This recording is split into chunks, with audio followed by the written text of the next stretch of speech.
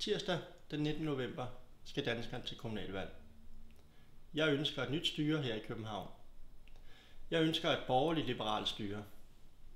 Jeg går til valg på 4 konkrete mærkesager. Jeg ønsker billigere parkering her i Ørestaden, hvor jeg selv bor.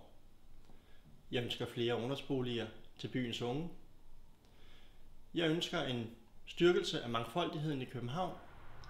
Og så ønsker jeg en anstændig ældrepolitik. En ældrepolitik, hvor hjertet følger med. Du kan med din stemme være med til at sikre et borgerligt liberalt styre i København. Stem personligt den 19. november. Det fortjener København. I 2013 er bilen ikke et luksusgode.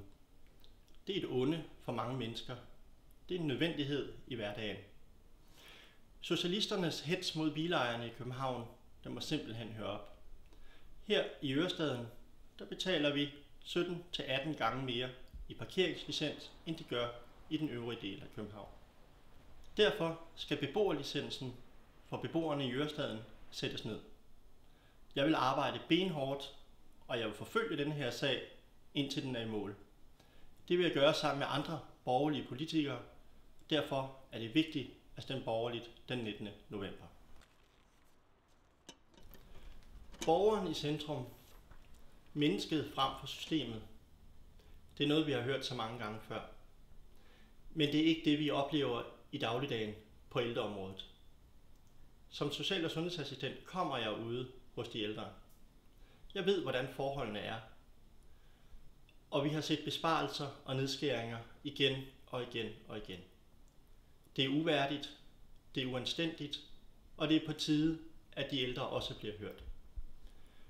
Jeg ønsker, at vi får en retfærdighed ind i ældrepolitikken, vi får anstændighed og en politik, hvor hjertet følger med.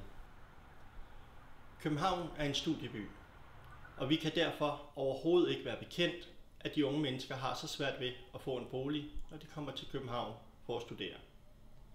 Politikerne har talt om det i årevis, og der sker ingenting. Jeg ønsker, at der kommer flere ungdomsboliger i København. Vi skal gøre systemet mere smidigt, sådan at private investorer kan byde ind og bygge nogle ungdomsboliger til gavn for byens unge. Til gavn for byen som helhed, sådan at byen bliver en bedre studieby.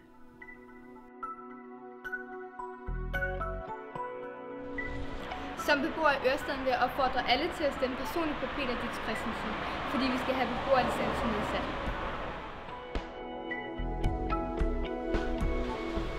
At skulle til at være studerende i København er ikke ligefrem nemt. Der er en hel masse ting, man skal have styr på.